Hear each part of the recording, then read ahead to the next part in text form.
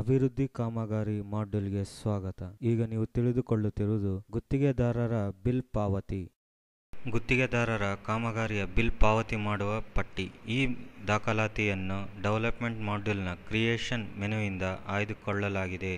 ಈ ನಮೂನೆಯು 2 ನಮೂನೆಯ ದಾಖಲಾತಿಯ ಮಾಹಿತಿಯಿಂದ ಕೂಡಿರುತ್ತದೆ. ಅವು ಕಾಮಗಾರಿ ನಿರ್ವಹಣೆ ಹಾಗೂ ಕಾಮಗಾರಿ ಹಂಚಿಕೆ. ಈ ನಮೂನೆಯಲ್ಲಿ ಯಾವ ಕಾಮಗಾರಿಯ ಕೆಲಸವು ಅಲ್ಪ ಅಥವಾ ಪೂರ್ಣಗೊಂಡಿರುವ ಮಾಹಿತಿಯನ್ನು ತೋರಿಸುತ್ತದೆ ಹಾಗೂ ಪಾವತಿಸಬೇಕಾದ ಮೌಲ್ಯಕ್ಕೆ ಸಂಬಂಧಿಸಿದ ಕಡತಗಳನ್ನು ನಮೂದಿಸಲು ಅನುಮತಿಸುತ್ತದೆ.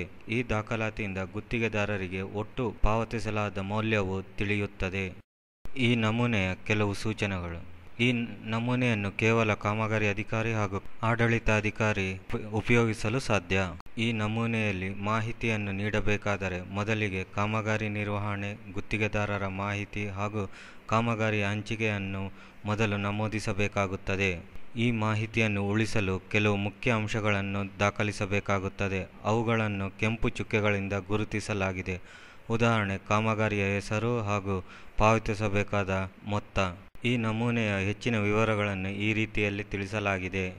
ಲಾಗಿನ್ ಆದ ನಂತರ ಎಡಭಾಗದಲ್ಲಿ 6 ಮುಖ್ಯ ಮಾಡ್ಯೂಲ್ನ ಹೆಸರುಗಳು ತೋರಿಸುತ್ತದೆ. ಎಡಭಾಗದಲ್ಲಿ ಕಾಣುವ ಮಾಡ್ಯೂಲ್ನ ಹೆಸರುಗಳಲ್ಲಿ ಗುರುತಿಸಿದ ಡೆವಲಪ್ಮೆಂಟ್ ಅಭಿವೃದ್ಧಿ ಕಾಮಗಾರಿಯ ಮೆನುವನ್ನು ಕ್ಲಿಕ್ ಮಾಡಿ ಅಭಿವೃದ್ಧಿ ಕಾಮಗಾರಿಗೆ ಸಂಬಂಧಪಟ್ಟ ಮೆನುಗಳ ಹೆಸರುಗಳು ತೋರಿಸುತ್ತದೆ. ಎಡಭಾಗದಲ್ಲಿ ಕಾಣುವ ಮೆನುಗಳ ಹೆಸರಿನಲ್ಲಿ ಗುರುತಿಸಿದ ಕಾಂಟ್ರಾಕ್ಟರ್ ಬಿಲ್ ಪ್ರಿಪರೇಷನ್ ಮೆನುವನ್ನು ಕ್ಲಿಕ್ ಮಾಡಿ. ಮೆನುವಿನ ಹೆಸರನ್ನು ಕ್ಲಿಕ್ ಮಾಡಿದ ನಂತರ ಸ್ವಲ್ಪ ನಿರೀಕ್ಷಿಸಿ. ಗುತ್ತಿಗೆದಾರರಿಗೆ ಇದುವರೆಗೂ ಪಾವತಿಸಿದ ಮಾಹಿತಿ ಹಾಗೂ ಹೊಸ ದಾಖಲಾತಿಗೆ ಅನುಮತಿಸುತ್ತದೆ. ಕೆಳಗೆ ಗುರುತಿಸಿದ ಹೊಸ ದಾಖಲಾತಿಯ ಹೆಸರನ್ನು ಕ್ಲಿಕ್ ಮಾಡಿ. ಗುತ್ತಿಗೆದಾರರಿಗೆ ಪಾವತಿಸಬೇಕಾದ ನಮೂನೆಯು ಪರದೆಯಲ್ಲಿ ತೋರಿಸುತ್ತದೆ. ಮೊದಲಿಗೆ ಪಾವತಿಸುತ್ತಿರುವ ದಾಖಲಾತಿಯ ದಿನಾಂಕವನ್ನು ಗುರುತಿಸಿ. ಗುರುತಿಸಿದ ದಿನಾಂಕದ ಪಟ್ಟಿಯನ್ನು ಕ್ಲಿಕ್ ಮಾಡಿ. ಕ್ಲಿಕ್ ಮಾಡಿದ ನಂತರ ಚಿಕ್ಕ ಕ್ಯಾಲೆಂಡರ್ ಪರದೆಯಲ್ಲಿ ತೋರಿಸುತ್ತದೆ. ಗುತ್ತಿಗೆದಾರರಿಗೆ ಪಾವತಿಸುವ ದಿನಾಂಕವನ್ನು ಕ್ಯಾಲೆಂಡರ್ನಿಂದ ಗುರುತಿಸಿ ಅಥವಾ ದಿನಾಂಕದ ಮೇಲೆ ಕ್ಲಿಕ್ ಮಾಡಿ. ಗುತ್ತಿಗೆದಾರರಿಗೆ ಪಾವತಿಸುವ ದಿನಾಂಕವನ್ನು ಗುರುತಿಸಲಾಗಿದೆ. ಪಾವತಿಸಬೇಕಾದ ಕಾಮಗಾರಿಯ ಹೆಸರನ್ನು ಪಟ್ಟಿಯಿಂದ ಆರಿಸಿ. ಗುರುತಿಸಿದ ಪಟ್ಟಿಯನ್ನು ಕ್ಲಿಕ್ ಮಾಡಿ. ಪಟ್ಟಿಯಲ್ಲಿ ಕಾಮಗಾರಿಯ ಹೆಸರುಗಳು ತೋರಿಸುತ್ತದೆ.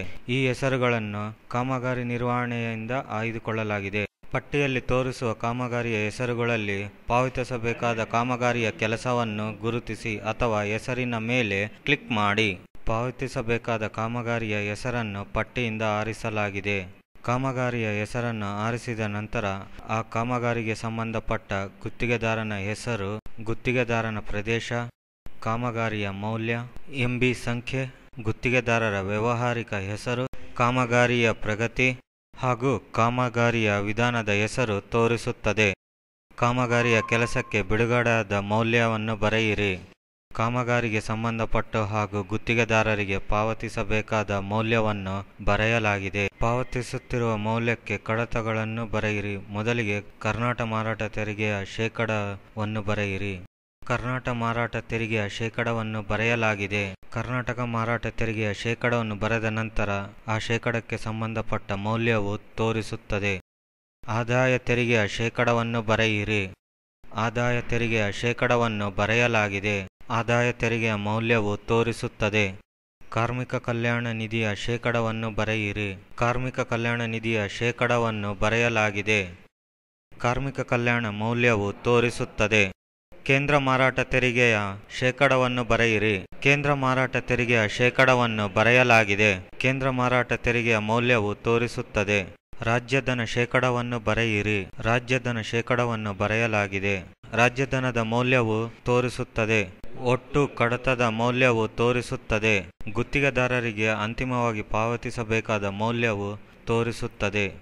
ಪಾವತಿಸುತ್ತಿರುವ ಮೌಲ್ಯದ ವಿಧಾನವನ್ನು ಪಟ್ಟಿಯಿಂದ ಗುರುತಿಸಿ. ಗುರುತಿಸಿದ ಪಟ್ಟಿಯನ್ನು ಕ್ಲಿಕ್ ಮಾಡಿ. ಪಟ್ಟಿಯಲ್ಲಿ 2 ವಿವಿಧ ಹೆಸರುಗಳು ತೋರಿಸುತ್ತದೆ. ಒಂದು ಪೂರ್ಣ ಪಾವತಿ ಹಾಗೂ ಮತ್ತೊಂದು ಅರ್ಧ ಪಾವತಿ. ಪಟ್ಟಿಯಲ್ಲಿ ತೋರಿಸುವ ವಿಧಾನದ ಹೆಸರಿನಲ್ಲಿ ಪಾವತಿಸುತ್ತಿರುವ ವಿಧಾನದ ಹೆಸರನ್ನು ಗುರುತಿಸಿ ಅಥವಾ ಹೆಸರಿನ ಮೇಲೆ ಕ್ಲಿಕ್ ಮಾಡಿ. ಪಟ್ಟಿಯಲ್ಲಿ ಪಾವತಿಯ ವಿಧಾನವನ್ನು ಗುರುತಿಸಲಾಗಿದೆ. ಗುತ್ತಿಗೆದಾರರ ಬಿಲ್ ಪಾವತಿಯ ಪೂರ್ಣ ಮಾಹಿತಿಯನ್ನು ನೀಡಿದ ನಂತರ ಹೆಚ್ಚಿನ ವಿವರಗಳಿಗೆ ಸೂಚನೆಯಲ್ಲಿ ಬರೆಯಿರಿ. ಗುತ್ತಿಗೆದಾರರ ಬಿಲ್ ಪಾವತಿಯ ಎಲ್ಲ ಮಾಹಿತಿಯನ್ನು ನೀಡಿದ ನಂತರ ಉಳಿಸಲು ಕೆಳಗೆ ಗುರುತಿಸಿದ ಉಳಿಸು ಹೆಸರನ್ನು ಕ್ಲಿಕ್ ಮಾಡಿ.